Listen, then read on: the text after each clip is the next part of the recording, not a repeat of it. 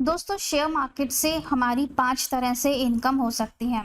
Short term, long term, intraday, FnO और dividend. अगर हम डिविडेंड इनकम को छोड़ दें तो बाकी की 4 इनकम्स पर हमें जो भी लॉसेस होते हैं वो हम आगे के साल में carry forward and set of कर सकते हैं।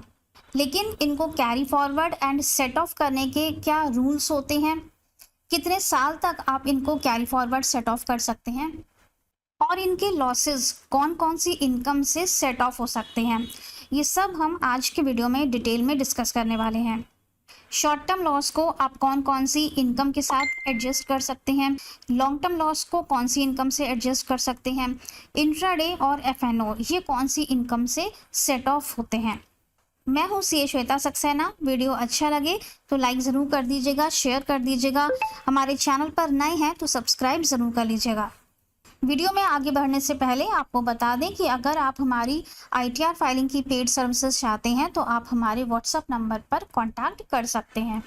तो चलिए स्टार्ट करते हैं। सबसे पहले हम बात करेंगे शॉर्ट टर्म की। शॉर्ट टर्म का मतलब होता है कि आपने शेयर्स को या म्यूचुअल फंड्स को 12 महीने से पहले ही बेच दिया। जो भी प्रॉफिट हुआ वो आपका शॉर्ट टर्म प्रॉफिट है। अगर आपको शॉर्ट टर्म प्रॉफिट हुआ है तो ये आपकी बेसिक एग्जेम्पशन लिमिट में एडजस्ट हो जाता है अगर आपकी कोई दूसरी इनकम नहीं है, और इस पर 20% का टैक्स रेट लगता है। लेकिन अगर आपको शॉर्ट टर्म लॉस हो जाता है तो लॉस के केस में आप उसे carry forward and set of कर सकते हैं।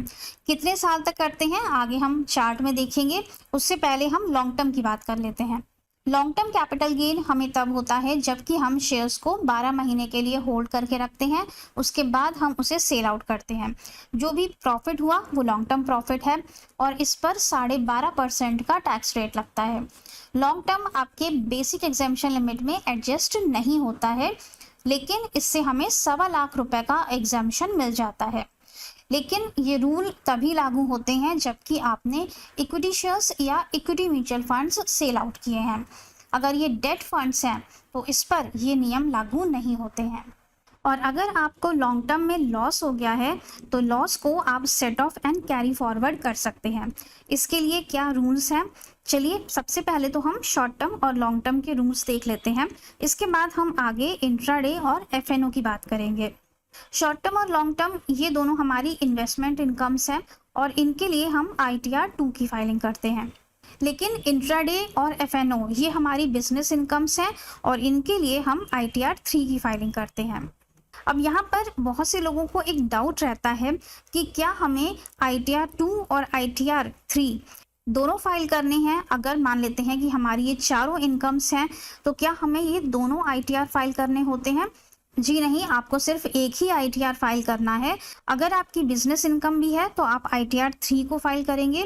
इसमें आपको सारे हेड मिलते हैं। आप शॉर्ट टर्म भी दिखा सकते हैं, लॉन्ग टर्म भी दिखा सकते हैं, इंट्राडे और एफएनओ को भी दिखा सकते हैं। तो ITR 3 में आपको सारे हेड मिल जाते हैं।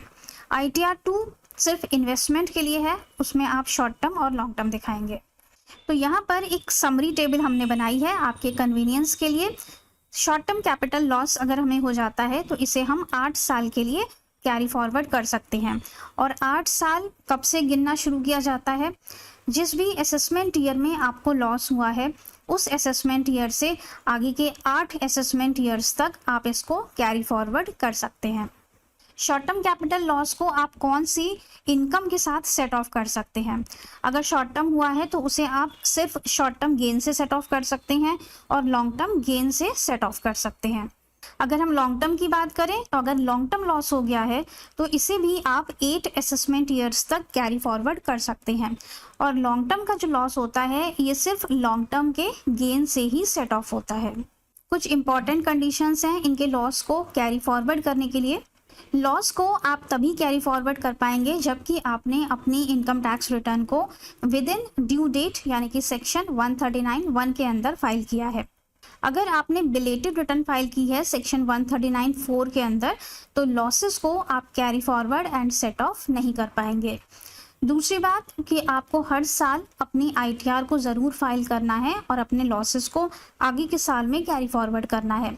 अगर आपने बीच में किसी भी एक ITR को मिस कर दिया और अपने लॉसेस को कैरी फॉरवर्ड नहीं किया तो आपका वो लॉस लैप्स हो जाएगा, फिर आप उसे अगले साल क्लेम नहीं कर पाएंगे। लेकिन जो हाउस प्रॉपर्टी का लॉस है या फिर अनअब्सॉर्ब्ड डेप्रिसिएशन है, इसका बेनिफिट आपको बिलेटेड रिटर्न में भी मिल जाता है।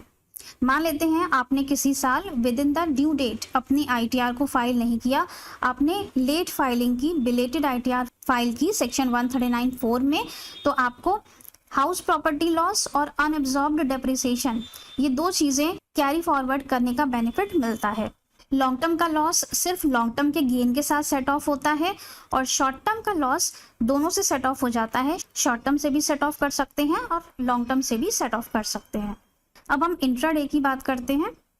यहाँ पर हमने एक छोटा सा चार्ट बनाया हुआ है लॉसेस का कैरी फॉरवर्ड समझने के लिए।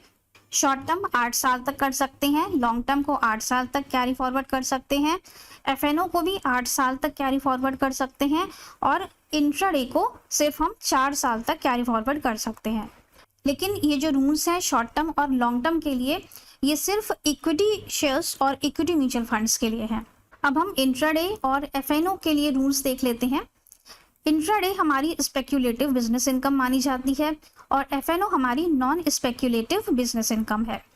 इंट्राडे के लॉस को हम 4 असेसमेंट ईयर्स तक कैरी फॉरवर्ड कर सकते हैं और एफएनओ के लॉस को हम 8 असेसमेंट ईयर्स तक कैरी फॉरवर्ड कर सकते हैं। सेट ऑफ कैसे होता है? अगर इंट्राडे का लॉस है तो वो सिर्फ इंट्राडे की इनकम से ही सेट ऑफ होता है, लेकिन अगर एफएनओ का लॉस है तो वो आपकी किसी भी इनकम के साथ सेट ऑफ हो जाता है एक्सेप्ट सैलरी। सैलरी से सेट ऑफ नहीं होता है। अगर आप कैरी फॉरवर्ड करना चाहते हैं तो कैरी फॉरवर्ड में भी इंट्राडे का लॉस सिर्फ इंट्राडे के प्रॉफिट से ही सेट ऑफ होता है, लेकिन अगर आपने एफएनओ के लॉस को कैरी फॉरवर्ड किया है तो वो किसी भी इनकम के साथ सेट ऑफ हो जाता है। स्पेक्यूलेटिव से भी हो जाता है और नॉन स्पेक्यूलेटिव से भी हो जाता है, मतलब इसे आप इंट्राडे के साथ भी सेट ऑफ कर सकते हैं। आईटीआर फाइलिंग के लिए यहाँ पर भी रिक्वायरमेंट है कि ITR within the due date, मतलब सेक्शन 139(1) के अंदर फाइल होनी चाहिए। अगर बिलेटेड आईटीआर फाइल की है तो आप लॉसेस को कैरी फॉरवर्ड नहीं कर पाएंगे। एफएनओ के लॉस को हम कौन कौन सी इनकम के साथ सेट ऑफ कर सकते हैं, आइए एक क्विक रिव्यू ले लेते हैं। एफएनओ का लॉस सिर्फ सैलरी से सेट ऑफ नहीं कर सकते हैं, हाउस प्रॉपर्टी इनकम से सेट ऑफ हो जाता है, अदर सोर्सेज इनकम से सेट ऑफ हो जाता है, बिजनेस इनकम से हो जाता है, शॉर्ट टर्म कैपिटल गेन और लॉन्ग टर्म कैपिटल गेन इससे भी सेट ऑफ कर सकते हैं। एफएनओ का लॉस और इंट्राडे का लॉस ये सिर्फ आईटीआर 3 में ही सेट ऑफ किए जाते हैं। 4 तरह की इनकम्स के बारे में हमने डिस्कस कर लिया, short term, long term, FnO और इंट्राडे।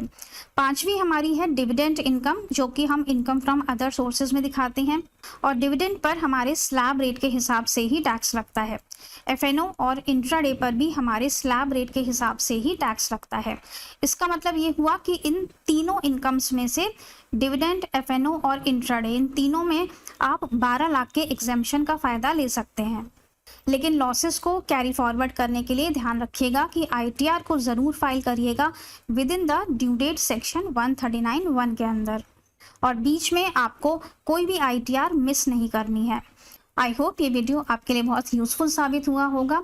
मिलेंगे नेक्स्ट वीडियो में। Till then stay safe and healthy. Bye bye.